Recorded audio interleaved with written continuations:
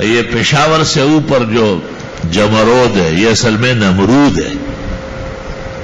یہی نمرود کا شہر تھا پشاور، دارالخلافہ یہی تھا.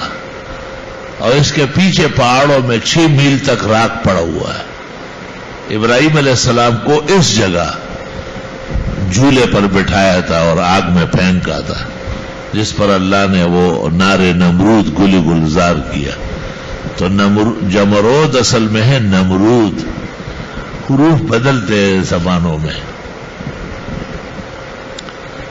اور ابراہیم علیہ السلام کو ایک قبیلے کی عورت سے بھی شادی کرنی پڑی، اس کا نام تھا خیبرہ.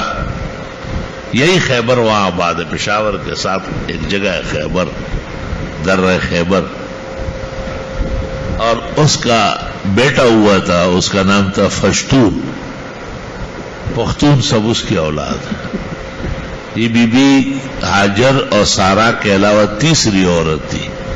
ابن خلدون نے تاریخ میں اس کا ذکر کیا ہے، اور لوگوں نے بھی کیا ہے. قدیم تاریخ جنہوں نے ہندوستان کی لکھی ہے انہوں نے تفصیل دی ہے.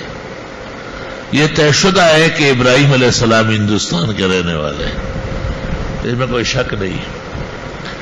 تفسیر کبیر سورۃ یوسف میں امام رازی کہتے ہیں کہ میں ہندوستان گیا کیونکہ یہ ابراہیم علیہ السلام کا وطن ہے.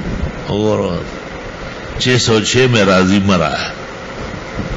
ویدلاڑ میں ہندوستان تلکچے ابراہیم علیہ السلام دلتا پاتے شوئے دغب کے خور مراد ہے.